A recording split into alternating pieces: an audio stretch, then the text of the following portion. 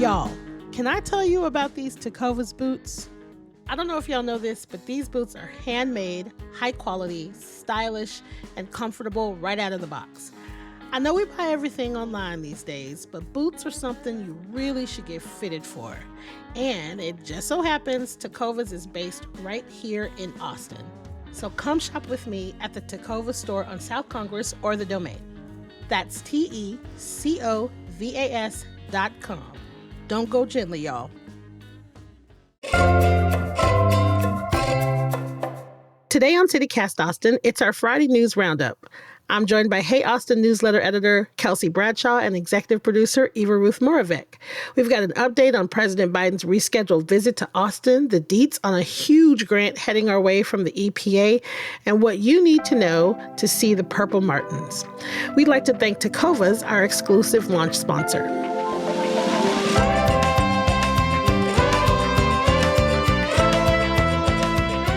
It's Friday, July 26th. I'm Nikki Devon, and this is what Austin's talking about.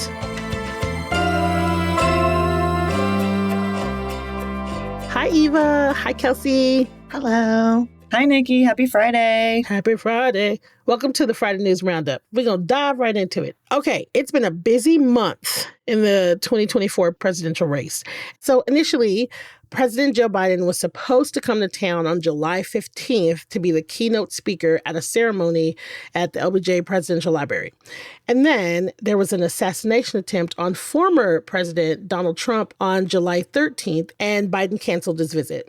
And then Biden dropped out of the race on July 22nd, and then he endorsed Kamala Harris. And so Kamala was just in Houston. She's under the spotlight. People are very excited.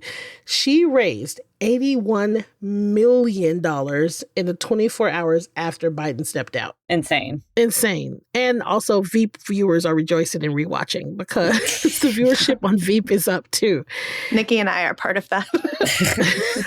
I mean, listen, I don't know what to say. I am shooketh. It's been a lot. Oh, yeah. Well, and she's breathed a whole new life into the Democratic Party. I feel like everyone was kind of just soldiering on, being like, yep, okay, I'll vote for Biden if that's who I got to vote for. But people seem to be really excited. It's pretty crazy. You know, in the past 2 weeks, we've gone from like basically watching and waiting for something to possibly happen to Joe Biden. I mean, he was so frail. He had that terrible debate. Yes. I'm not saying that President Joe Biden did this on purpose, but I do love that, like, there was an assassination attempt and that was all people could talk about. And then Biden was like, you know what? Mic drop. I'm out. Trump thought he had the biggest news of that week. Turns out, nope. Yeah, I mean, this assassination attempt just completely changed everything. And then since then, we've had this investigation, and Secret Service has had to come before Congress and really try to prove their case. And then the head of it actually stepped down. I saw that. There have been investigations into who the shooter was and like trying to find some kind of political, manifesto. And there really hasn't been anything that's surfaced. So it's really this crazy thing that we're living through that like shook everything up. Kamala has CNN explaining what a brat summer is to like its boomer audience. We're no longer not talking about Trump's ear. Even with just the nomination, right? There are so many implications of just like a Black woman, right? Possibly being the president of the United States. I, for one, am excited. Yeah. It's exciting. And like, I think in the Trump era, the opposing side of Trump has felt pretty hopeless. And what are we going to do? Like his followers and his supporters are just so intense. And I think people do forget that like America elected its first Black president in the early 2000s. And I'm sorry, we're getting a twofer. She's Black and Asian, correct? Listen. Yes. And her husband is Jewish. Doug. I don't know. I hope this could be kind of let Kamala and Trump like have a real race now, Yeah. Because I think that could be fun for all of us to like actually see some arguments and policies and all that. Right. I will say that I was in my feelings a little bit when President Biden decided not to come. So it's nice now that he's like coming. He's going to deliver the keynote address at the LBJ Presidential Library. When he's here on Monday, that's supposed to be like his first in-person public anything since dropping out. Really. And, it's going to, the 60th anniversary of the Civil Rights Act is going to get kind of the recognition and the commemoration that it deserves. It won't just be a campaign stop. And I think that, honestly, we might see like a more relaxed, just like short timer type Biden, and I'm into it. Aging is a gift. We want to see him age. Aging is a gift. I want to see him. I want to see him age. And and this could be more of a relaxing trip for Biden. Without that stress of like having to run for something and having to fundraise and like be in this staying up past 8 p.m. environment. Now he can go to this event, reminisce on what it was like back then when the Civil Rights Act was signed, and, be with people who are going to be supportive and like a friendly crowd. Well, and Bryan Cranston is going to be there, which is very exciting. He's played LBJ in a play that he won a Tony Award for, and he's played it in the movie that followed in 2016 that I don't think any of us saw. I'm sorry, Brian. But he's like a big fan of Austin and LBJ and the whole thing. So he'll be there. And then Andrew Young is going to be there. He was a close confidant to Martin Luther King Jr. He was the mayor of Atlanta. He was the United States ambassador to the UN. He was a congressman. Great company. This is like an event I would be excited about if I was president. I wouldn't be excited about a lot of things, but I feel like getting to come to Austin, celebrate this great thing that we did 60 years ago, sounds fun. And now he doesn't have to worry about the fate of our nation while he's here. And it's beautiful right now. It's not crazy, knock on wood. It's not crazy hot. It's a good time. It's a good time to be here. It is. Well, okay. So President Joe Biden will be here on Monday. We'll see what happens.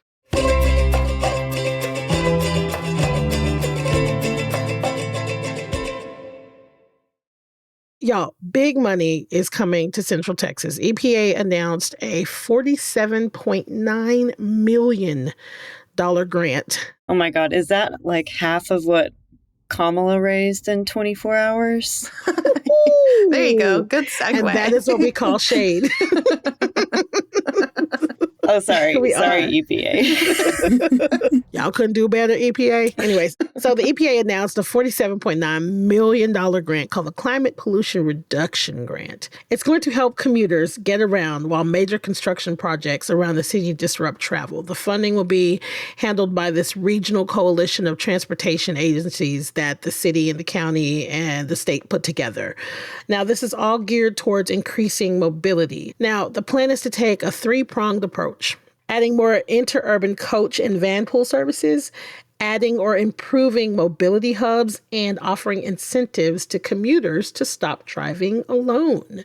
The mayor said that the city is about to face something crazy like $20 billion worth of transportation reconstruction. That's insane. That's a lot of money. We need it. Yeah. He's saying that it's a new era of mobility with the infusion of billions of dollars into transportation projects. But mostly we're talking about the results of the 35 expansion and Project Connect. Yeah, it's almost like they're love bombing us with money, I feel like. Because there is such a big need for transportation improvements here, and there hasn't been, at least like in a big visible way. And now it's like all of a sudden, it's all coming here. Next 10 years, $20 billion. That's insane. So yeah, our city's going to be kind of torn up. The construction for the 35 expansion in North and South has already started. Mm-hmm. The thing that we're still fighting about is the central area. Right. And then Project Connect, the light rail part of Project Connect is on hold, but I think that there's still new stations being installed for the Metro Rapid bus lines, I think starting next year. Mm-hmm. Yeah. So my question for y'all is, would you use alternative travel options like a coach or a van pool service or carpooling with others, even if they're strangers? Would y'all do that? I would, but I feel like I don't go anywhere enough. I mean, this is a remote job. I like the idea of more bike access, like share bikes, e-bikes. I think e-bikes are a really good way for people to get around, but I'm with you. I don't really go that far anymore. And maybe that's why I think like the shorter trips, like if I need to go to the grocery store, I could potentially take an e-bike there. It's going to be a little more work, but if there's an incentive for me to do it, then I'd be more likely to do that than like share a car. Well, that's part of what they're, the mobility infrastructure part. They're saying that they want to make biking, transit, and other non-SOV transportation more viable. The stations will include expanded access to the Cap Metro bike shares and other micro mobility options. Yeah. Well, and it's already so hard to get people to change their habits. I really care about the environment and I care about recycling and all of these things, right? But it would take a lot for me to not want to just hop in my car and go do whatever I need to do. Right. So they they alluded to incentives, right, that they would offer to make it worthwhile for you to opt in. Like, what kind of incentives would it take for y'all to carpool? Money. Same. I need cold hard cash to care about my community. You want me to care about climate change? Run me some money. That's what I'm kidding. We were raised on bribes. Let's not lie, okay? Our parents knew this. I feel like it would have to be something kind of substantial and like gift cards. Yeah, exactly. Like, make it a little easier for us to afford to live here. That would be helpful. This might be a really good time for the city of Austin to revisit their work from home plan that they have for their employees, because I know that it was changed under the former interim city manager, and it affected a lot of people. A lot of people were upset about the fact that they had to come into work more often. So maybe there's another incentive that could be offered. That's a really good point. Like, for all of those, the agencies involved in this, are they sort of practicing best practices for cutting down on their, environmental strain? It's funny. My sister works for TxDOT, and she is completely work from home. Once a week, she has to go into the office, but her office is like amazing. Her office is amazing. So like when she goes, she's like, "Oh yeah, girl, I got to go into my office." Like, it's like they've made it attractive for her to come, but for the rest of the time, she's at home. She does her job completely from home. So I'm just saying, city of Austin.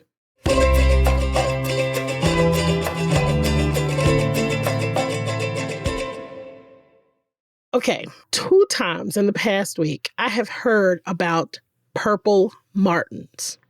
Kelsey, help me, please. Okay, purple martins are literally the coolest thing you've probably never heard about. It's a type of swallow, and every summer, July and August, they roost, which is just going to bed like in a tree. For birds. They roost in a Round Rock shopping center parking lot, and there are thousands of them. Like, the sun goes down, and this is kind of like the bats, right? Like the bats at Congress Bridge, the sun goes down, the bats come out. And with this, the sun goes down and the birds come in to go to bed. They've been out like eating all day. And it is the coolest thing I've ever seen. It's thousands of birds like swirling around, and like, the sun is setting, so like the sky is beautiful, and it's just like thousands of black dots just like tornadoing around as they like swoop up and down and around to get to their roosting spots. And they're like resting. They're like stopping here on their way back to South America. And Travis Audubon, they put on these purple martin parties every summer. And it's just, it's 3 weekends out of the year. It's tonight, it's tomorrow, and then it's next Friday and Saturday. The first 2 parties were last Friday and Saturday. But, there's food trucks, there's tons of people. You come, you park your car, you bring an umbrella so you don't get bird poop on you. And it's like so fun. I bought a hat last year. There's like purple ice cream from Amy's Ice Creams. It's a whole thing. So here's what is upsetting about this. For me, as a native Austinite, I have never heard of this. Never. And wait, didn't they used to be in the Highland Mall parking lot? Yes. Do you know how much time I have spent in the Highland Mall parking lot just as a youth and a young adult? Never heard about this, ever. Yeah. I don't like birds. I will say that. We can add that to the list of things that I do not like. I don't trust him. But this is cool, and I'm absolutely going to do it. This sounds amazing. No, it's something where like it unfortunately for nature, it takes like a lot to impress me. I don't know if I should even say it. I think the bats at Congress Bridge are fine. I think they're fine. It's nice. But I went and saw the bats at like Bracken Cave, and that's like thousands of bats. And that's like a little bit north of San Antonio. And it's like a real spectacle. And that's the way I feel about the purple martins, where it's like this like real big spectacle. And it really is awe-inspiring. Like last summer when we went, me and my friend, we were crying. Like they had like invoked a response in us because it was just, I got to a very weird place of like, wow, like nature is bigger than us. Like we're so small. Like an we're existential, on Earth. Existential, like, that's awesome.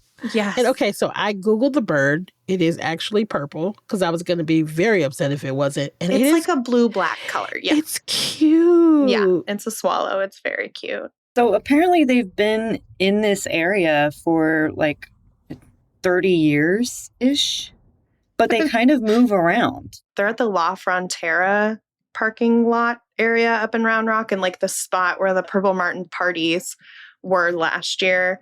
It's like moved a tiny bit this year because the birds have like moved a little bit. But yeah, because they're birds, they can go wherever they want. They're like, I don't want to go to the same place we were last year. So I know I used to work at the Lane Bryant in La Frontera, so I know exactly where that is. But if everybody goes to Travis Audubon, should that have all of the information? It has all the information. They literally have like the longitude and latitude of where you're supposed to be. They have it mapped out on Google Maps.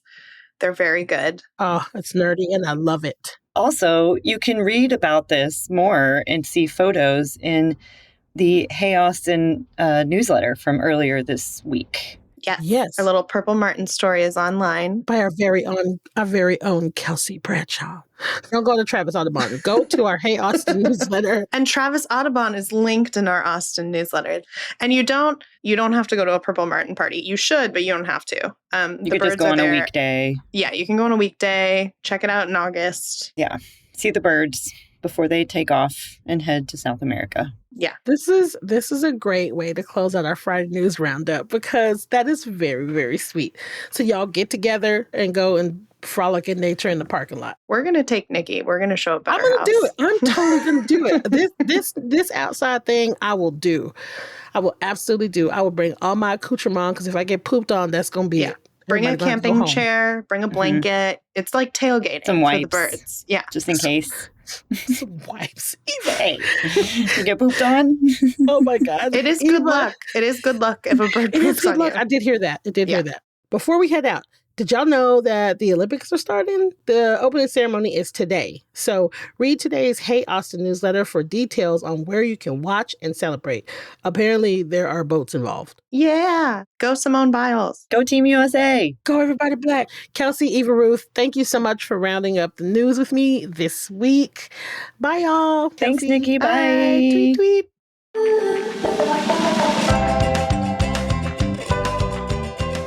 That's all for today here on CityCast Austin. Our executive producer is Eva Ruth Moravec. Our producer is Alyssa Rosenthaler, and I'm your host, Nikki Devon. Our Hey Austin newsletter editor is Kelsey Bradshaw. Music is by Nelson Valente Aguilar of Como Las Movies. If you enjoyed the show, why not tell a friend? Rate the show, leave us a review, and subscribe to our Hey Austin newsletter. We'll be back Monday morning with more news from around the city. Bye, y'all.